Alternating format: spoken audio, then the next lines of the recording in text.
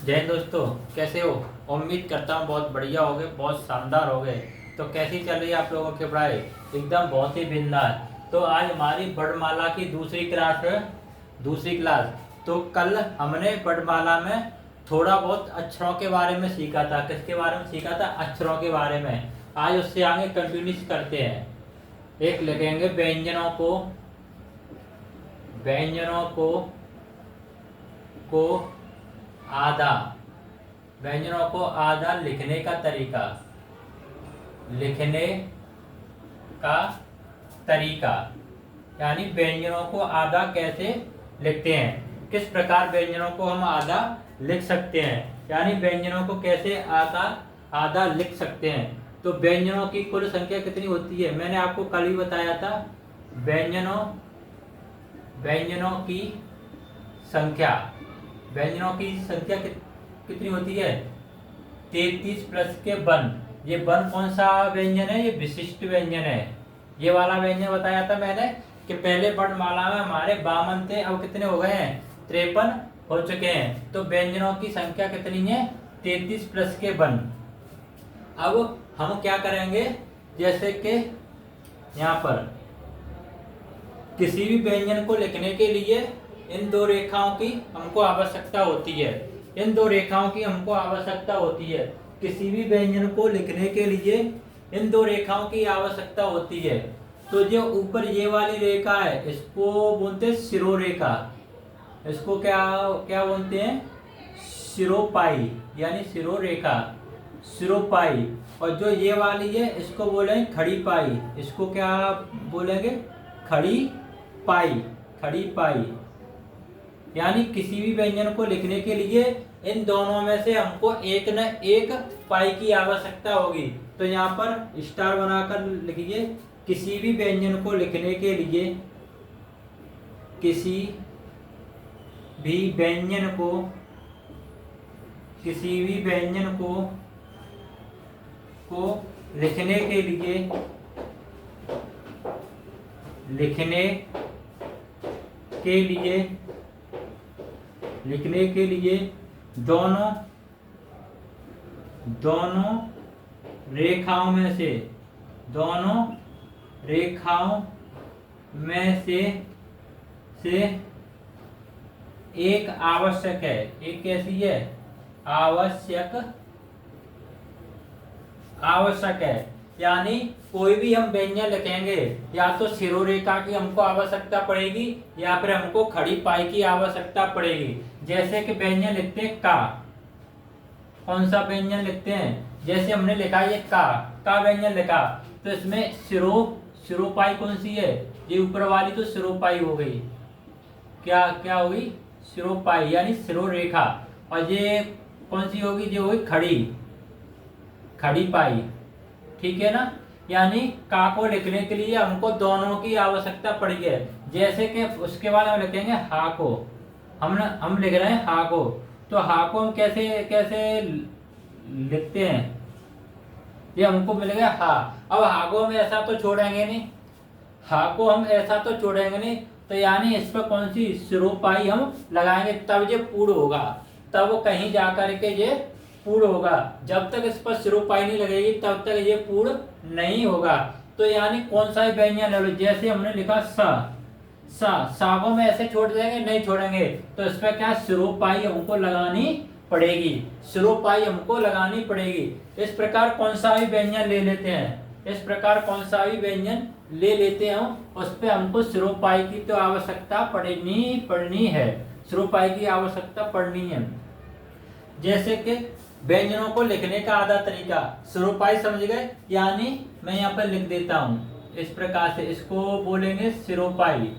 इसको क्या बोलेंगे? यानी सिर पर लगी हुई है तो कौन सी होगी? शिरोपाई। याद करने का तरीका है। और ये कैसी है? खड़ी पाई। खड़ी पाई। ठीक है ना? खड़ी पाई इस प्रकार से लिखेंगे। ठीक है। अब व्यंजनों में दो अक्षर कैसे होते हैं? ये दो अक्षर ऐसे हैं जो कि खड़ी पाई को पार करते हैं। जैसे का और फा। का और फा, इनमें कितनी दो? इसमें ये दो ऐसे हैं जिसमें क्या दोनों ही हमारी रेखा आ रही है, दोनों ही आ रही है। कौन सी आ रही है? एक सिरोपाई और एक खड़ी पाई, इसमें दोनों ही मिल रही हैं। ये तो सिरोपाई हो गई काम है, ये तो कौन सी हो गई? सिरोपाई। और ये कौन सी होगी? खड़ी, खड़ी रेखा। ठीक है, ऐसे ही इसमें जो होगी सिरो रेखा, सिरो रेखा, और ये हो गई खड़ी रेखा। ये कौन सी हो गई? खड़ी रेखा, खड़ी रेखा। अब इनको आधा कैसे लिखेंगे? आधा कैसे लिखेंगे? तो का को आधा लिखने का क्या क्या तरीका है कि जो खड़ी रेखा है उसको पार करेगा, ये आधा खड़ी रेखा को क्या करेगा? ये आधा पार करेगा। ऐसी फा है, फा भी खड़ी को आधा पार करेगा। फा भी फा है, वो भी खड़ी पाई को कितना पार करेगा? आधा पार करेगा। कितना पार करेगा? आधा पार करेगा, आधा आधा पार करेगा। इतनी बात समझ में आ गई कि जी भैया इतनी बात हमारे समझ में आ गई। ऐसे सिर्फ दो ही अक्षर होते हैं पूरी वर्णमाला में सॉरी, जो खड़ी पाई को पार करते हैं। और कोई भी अक्षर आप लिख के देख लो, कोई भी ऐसा अक्षर नहीं है जो खड़ी पाई को पार करेगा, खड़ी पाई को पार करेगा। यहाँ तक चीजें आ गई समझ में? यहाँ तक के जी भैया यहाँ तक चीजें समझ में आ गई। उसके बाद चलते हैं, उसके बाद है लोटनीय, लोटनीय व्यंजन, लोटनीय, लोटनीय व्यंजन, लोटनी व्यंजन। लोटनी व्यंजन ऐसे 9 प्रकार 9 व्यंजन है पूरी वर्णमाला में। 9 ऐसे व्यंजन हैं जो लोटनी है, जिनको आधा लिखने के लिए, जिनको आधा लिखने के लिए हलंत का प्रयोग करते हैं। इन व्यंजनों को, इन व्यंजनों को आधा लिखने के लिए, आधा लिखने के लिए हलंत का प्रयोग करते हैं। हलंत का प्रयोग करते हैं, हलंत का प्रयोग करते हैं। अब वो 9 व्यंजन कौन कौन से हैं? उन 9 व्यंजन कौन कौन से हैं? देखो, क ख ग घ ढ ड च छ छ ट ठ ड ढ। कितने हो गए? 3 3 6, 3 और हैं। द र ह, द र और ह। ये 9 ऐसे व्यंजन हैं जो कैसे लोटनी है, नीचे को घुमावदार हैं। कैसे हैं? नीचे को घुमावदार हैं। अब इनको आधा ऐसे तो लिख नहीं सकते, जैसे छा को है, छा को क्या इतना छोड़ देंगे तो पता नहीं चलेगा कि छा है क्या हा है। तो इसको आधा लिखने के लिए क्या करेंगे? हम हलंत का प्रयोग करेंगे। किसका प्रयोग करेंगे? हलंत का प्रयोग करेंगे।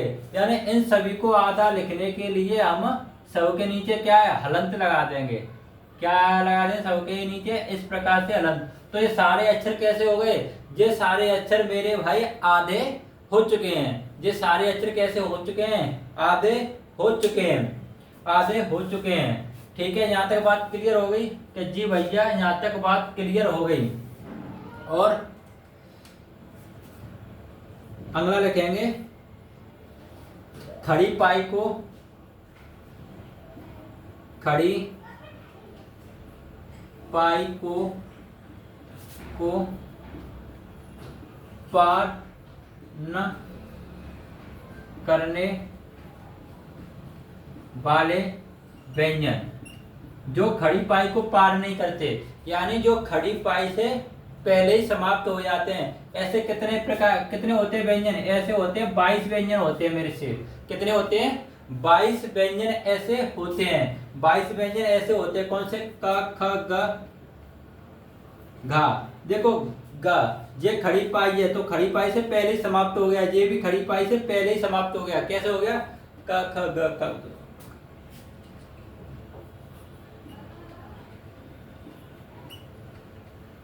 सारे अक्षर कहाँ हैं? खड़ी पाई से पहले ही समाप्त हो रहे हैं। खड़ी पाई से कैसे हो रहे हैं? पहले ही समाप्त हो रहे हैं। क ख ज झ ज झ च ङ त थ द ध न प फ ब भ म य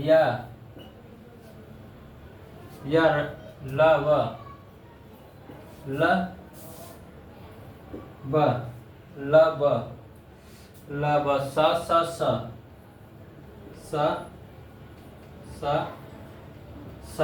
अब ये देखो कितने हो गए ये 1 2 3 4 5 6 7 8 9 10 11 12 13 14 15 16 17 18 19 20। दो अक्षर और रह गए। दो अक्षर कौन से रह गए देखेंगे। दो अक्षर कौन से हैं वो देखेंगे। पूरी व्यंजन पूरी वर्णमाला देखेंगे। उन दो अक्षरों को देखने की कोशिश करेंगे वो कौन से रह गए। 22 होने चाहिए। कौन से दो अक्षर रह गए। कौन से दो अक्षर रह गए।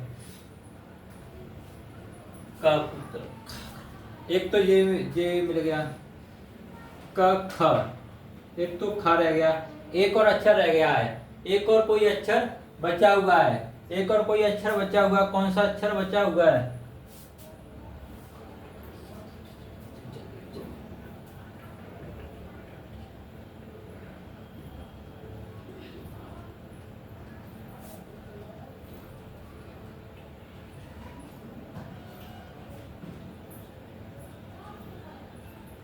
एक और कोई अक्षर बना हुआ है, हैं? एक और कितने हो गए देखते हैं। 1 2 3 4 5 6 7 8 डा। देखो मैंने बोला था एक कोई अक्षर रह गया डा। ये भी क्या है। ये भी खड़ी पाई से पहले ही समाप्त हो रहा है। अब ये सारे अक्षर कैसे हैं। ऐसे 22 अक्षर होते हैं। अब आप बोलोगे कि भैया 3 अक्षर और बचे हैं। वो कौन कौन से अक्षर बने। 6 तर और ज्ञान। आपने इनको नहीं लिखा। आपने इनको नहीं कहा क्योंकि ये मेरे भाई संयुक्त व्यंजन है। यानी दो व्यंजनों से मिलकर बने हैं। ये कितने व्यंजनों से मिलकर बने हैं। ये 2 व्यंजनों से मिलकर बने। सीधे इनको इनके साथ काउंट नहीं करेंगे। कितने व्यंजनों के साथ मिलकर बने। 2 व्यंजनों से मिलकर बने हुए हैं तो इनको इसमें काउंट नहीं करेंगे। ऐसे 22 अक्षर होते हैं। ऐसे कितने अक्षर होते हैं 22 अक्षर होते हैं जिनको आधा। अब इनको आधा कैसे लिखेंगे। अब इनको आधा लिखने के लिए क्या है। इन व्यंजनों को यहाँ पे लिखेंगे। इन व्यंजनों को आधा लिखने के लिए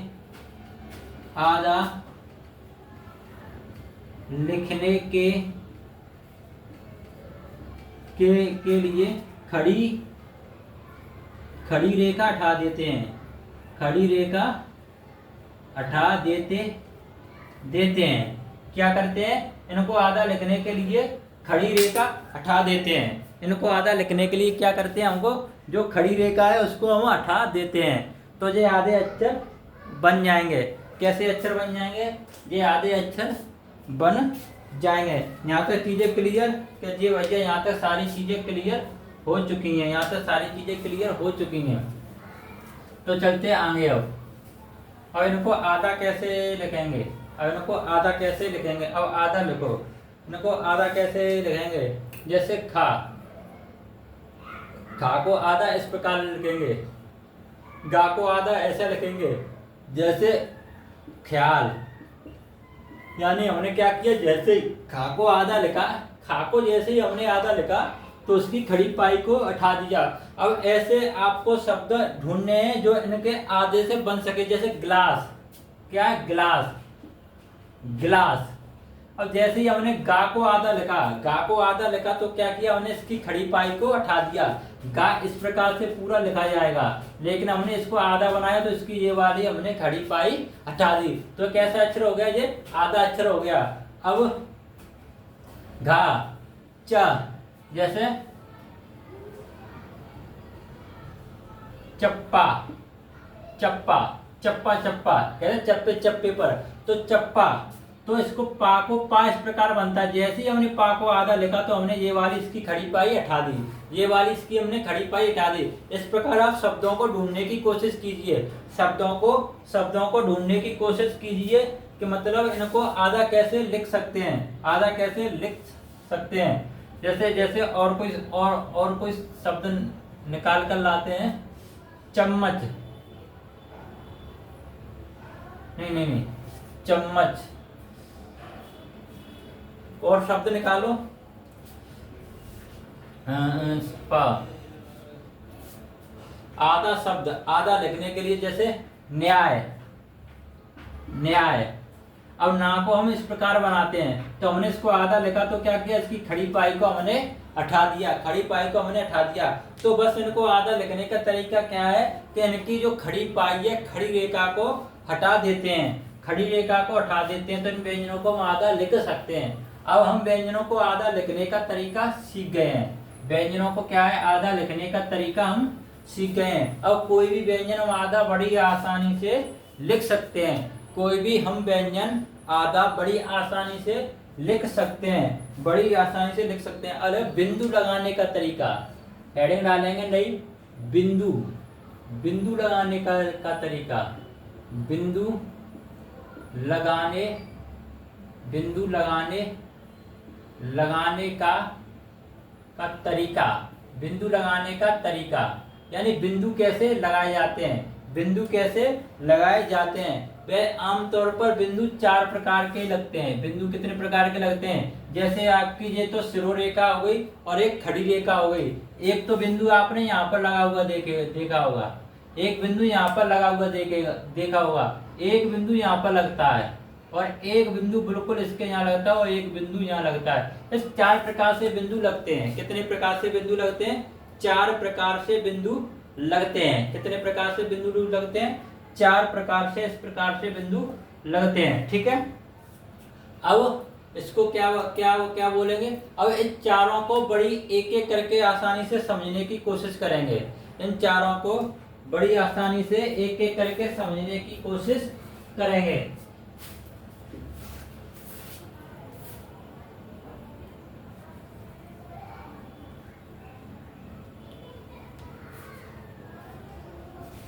इन चारों को एक एक करके समझने की कोशिश करेंगे, समझने की कोशिश करेंगे। लंब रेख, कौन सा बिंदु है, ये वाला बिंदु है लंब रेख। इसको क्या बोलते हैं, पंचमाक्षर, पंचमाक्षर। इस बिंदु को क्या बोलेंगे, पंचमाक्षर। यानी जहां पर भी ये बिंदु होगा वहां पर क्या है, पंचमा अक्षर बोलेंगे। जैसे कि अंगा, इसको क्या बोलेंगे, अंगा, अरे अरानी बोले, अंगा बोलेंगे इसको क्या बोलेंगे, अंगा। तो ये पंचमा अक्षर है। जैसे कि यहाँ पर एक तो इस प्रकार से बनता है, एक ऐसे बनता है, तो कौन से पंचमा अक्षर के अंतर्गत आएगा, किसके आएगा, ये पंचमा अक्षर के अंतर्गत आएगा।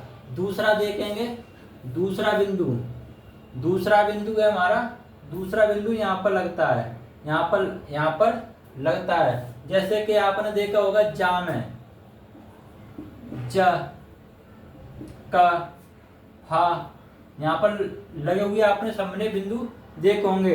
इस प्रकार से लगे हुए बिंदु होते हैं। ख, ग,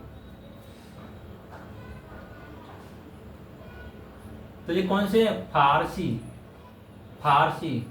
ये फारसी भाषा के हैं। कौन से है ये, फारसी भाषा के हैं। किसके हैं ये, फारसी भाषा के रूप है ये। किसके, फारसी भाषा के अक्षर हैं। जैसे कि जहर लिखते हैं ना, जहर, तो इस प्रकार से बिंदु लगाते हैं, जहर है। जैसे कि कफन, इस प्रकार से। तो ये क्या है, ये फारसी भाषा के हैं। किसके हैं, ये फारसी भाषा के हैं। यहाँ तक बात क्लियर हुई कि जी भैया, यहाँ तक बात क्लियर हो गई, कोई भी दिक्कत वाली बात नहीं है। अब 3 पर देखेंगे, 3 नंबर पर आता है हमारा, 3 नंबर पर आता है ये अनुस्वार। 3 पर आएगा अनुस्वार,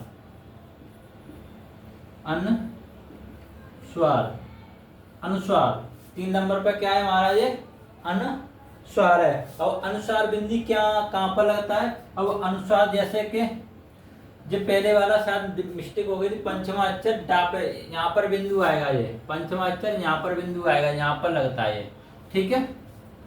और जो अनुस्वार है हमेशा अक्षर के ऊपर लगेगा। अनुस्वार कहाँ पर लगेगा? हमेशा अक्षर के ऊपर लगेगा, अक्षर के ऊपर ऊपर लगेगा। जैसे कि पंप, पंप इस प्रकार से लिख सकते हैं ना, पंप, पंप। और इस पंप को हम कैसे भी लिख सकते हैं, पंप, ये भी सही है। जैसे कि हिंदी, हिंदी को अब हम एक प्रकार से तो हिंदी ऐसे लिख सकते हैं और दूसरी प्रकार से हम हिंदी ऐसे लिख सकते हैं। तो इसमें से कौन सी हिंदी सही है? इसमें से पंप में कौन सी पंप सही है? इसमें से कौन सी हिंदी सही है? आज आपको पता चलेगा कि जो बिंदी का आधा अक्षर किस प्रकार से बन जाता है। जो हम ऊपर अनुस्वार लगाते हैं उसका आधा अक्षर किस प्रकार से बन जाता है, किस प्रकार से बन जाता है। यहाँ तक चीजें क्लियर। अब अनुस्वार को अच्छे से देखते हैं। अनुस्वार 3 नंबर पे चल रहे थे। अनुस्वार तीसरा पॉइंट था, तीसरा पॉइंट था अनुस्वार, अनुस्वार। कौन सा शब्द लिखा था? पंप लिखा था, पंप। पंप को हम पंप इस प्रकार से लिख सकते हैं। और ये बिंदी माँ में कैसे बदल गई, बिंदी माँ में कैसे बदल गई? तो यहाँ पर एक स्टार बनाकर लगे हैं कि अनुस्वार अपने 5वें अक्षर में बदल जाता है। अनुस्वार, अनुस्वार, अनुस्वार अपने 5वें अक्षर में, 5वें अक्षर में बदल जाता है, बदल जाता है, बदल जाता है। अनुस्वार अपने 5वें अक्षर में बदल जाता है। हिंदी, हिंदी को आप ऐसे बड़ी सरल भाषा में सीख रहे हो। बहुत ही कोई भी प्रश्न आपका हिंदी का नहीं छूटेगा, जितना मैं आपको विश्वास दिलाता हूँ। कोई भी प्रश्न आपका हिंदी का नहीं छूटेगा, एक एक प्रश्न आपसे बनेगा। बस थोड़ा धैर्य से और मेहनत से, लगन के साथ पढ़ते रहिए। ये मत देखिए कि सर कैसा पढ़ा रहे हैं, कहीं जो पढ़ाएंगे बहुत अच्छा पढ़ाएंगे। बेशक हमको कितना भी मेहनत करनी पड़े, हमको कितना भी पढ़ना पड़े, हमको कितना भी कहीं भी देखना पड़े, जहाँ से भी जो कुछ आपके लिए मिलेगा वो सब कुछ लेकर आएंगे, जो सब कुछ लेकर आएंगे आपके लिए। बात हो रही थी हमारी कि 5वां अक्षर कैसे बदल गया। तो आपको पता है क,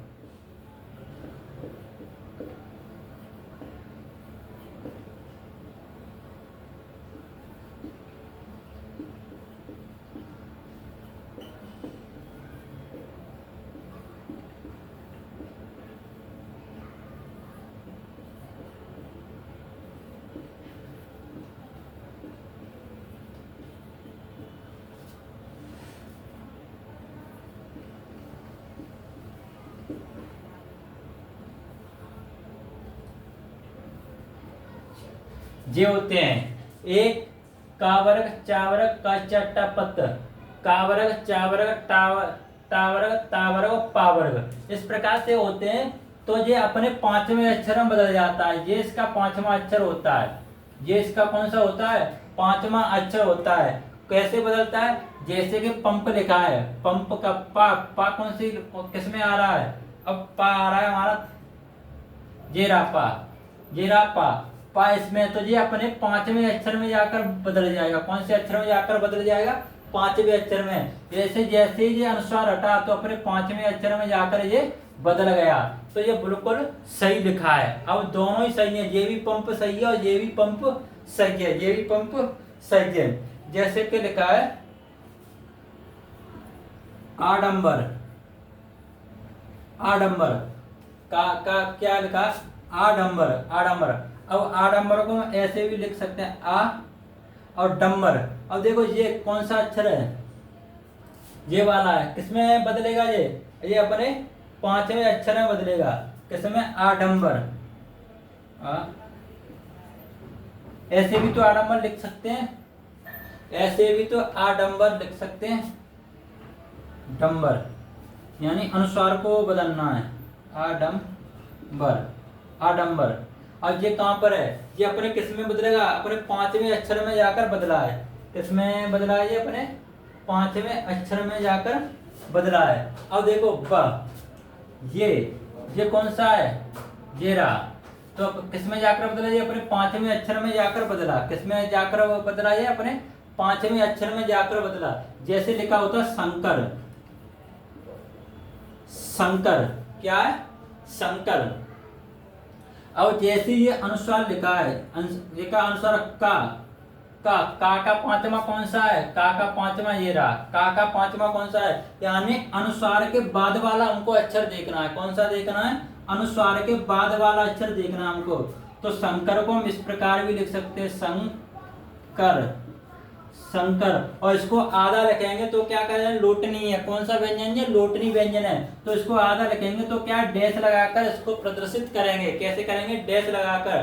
तो ये भी शंकर सही है और ये भी शंकर एकदम बिल्कुल सही है। ये भी शंकर एकदम बिल्कुल सही है। जैसे कि आप लिखोगे मंगल, क्या है? जैसे हमने लिखा दूसरा शब्द लिखा मंगल, मंगल।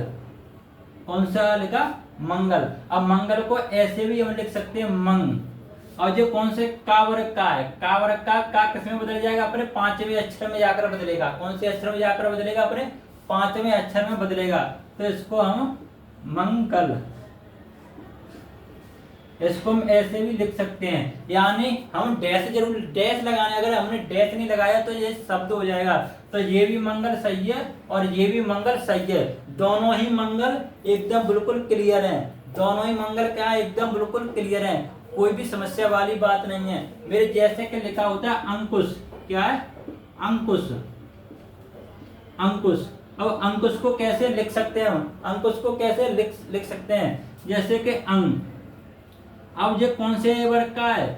का किसमें बदलेगा? अपने 5वें में बदलेगा। किसमें बदलेगा? 5वें में, कुश। तो ये भी अंकुश सही है और ये भी अंकुश एकदम बिल्कुल सही है। ये भी अंकुश एकदम बिल्कुल सही है।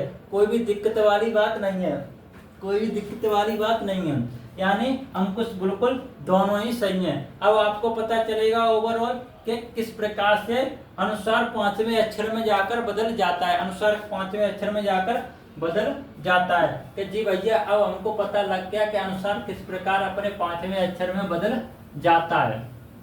अनुस्वार किस प्रकार अपने 5वें अक्षर में जाकर बदल जाता है। यहाँ तक सारी बातें क्लियर हो गई? कि जी भैया यहाँ तक सारी बातें क्लियर हो गई। अब आते हैं 4 पर। चौथा बिंदु कौन सा था? चौथा बिंदु था हमारा जो यहाँ पर लगता है। यहाँ पर लगता है सिद्ध उच्छिप्त। इसको क्या बोलते हैं? उच्छिप्त, उच्छिप्त, उच्छिप्त बोलेंगे इसको।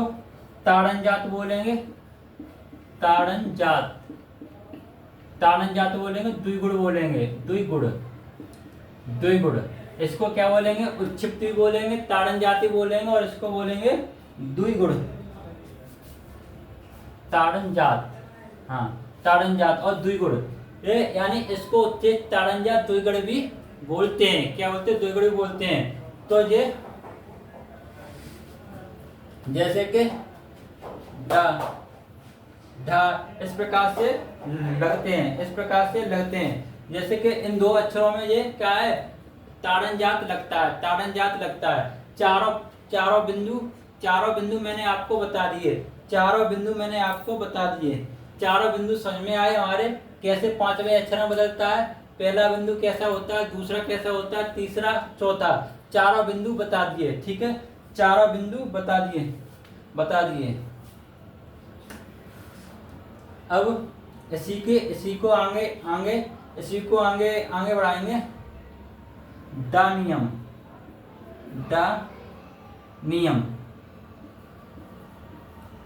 दानियम। उच्छिप्त का प्रयोग नहीं होता। उच्छिप्त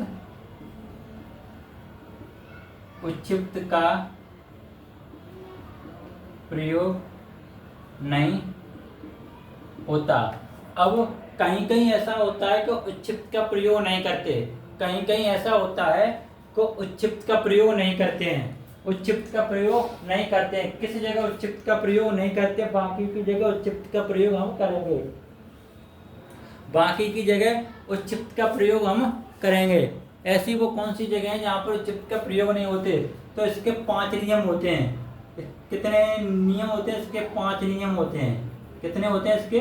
5 नियम होते हैं जहाँ पर उच्चिप्त का प्रयोग नहीं करते। बाकी की प्रत्येक जगह हम उच्चिप्त का प्रयोग करेंगे। बाकी प्रत्येक की जगह क्या करेंगे? उच्चिप्त का प्रयोग हम करेंगे। वो 5 नियम कौन से होते हैं? जहाँ के ड पहले शब्द से शुरू होता हो, ड पहले शब्द से शुरू होता हो। ऐसे 5 नियम है जहाँ पर उच्चिप्त का प्रयोग नहीं होगा।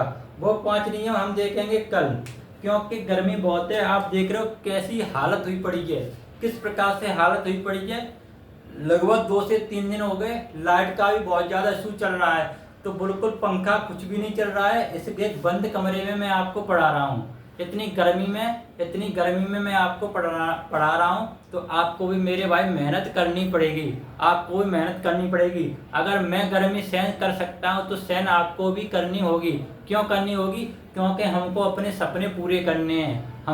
हमने जो सपने देखे थे उन सपनों को पूरा करना है, उन सपनों को पूरा करना है। तो आज की क्लास यहीं हम विराम करते हैं। कल यहाँ से आगे पढ़ेंगे। कल हम यहाँ से आगे पढ़ेंगे और एक हिंदी को बड़ी शानदार तरीके से खत्म करने का कार्य करेंगे।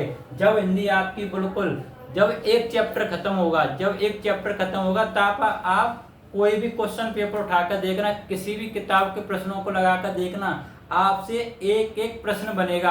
आप बोलना कि ये आपने नहीं कराया, तो उसका जवाब फिर मैं दूंगा। कौन सा प्रश्न ऐसा है जो आपसे नहीं बढ़ रहा है? वो आपसे नहीं बढ़ा। प्रत्येक प्रश्न आपसे मेरे भाई बनेगा, प्रत्येक प्रश्न आपसे बनेगा। सिर्फ जरूरत किसकी है? धैर्य की, लगन की और बड़ी सहनशीलता से आगे बढ़ने की, बड़ी सहनशीलता से आगे बढ़ने की। तो एकदम स्वस्थ रहिए, मस्त रहिए, अपनी सेहत का विशेष ख्याल रखिए। मिलते हैं कल एक जोरदार क्लास के साथ। जय हिंद।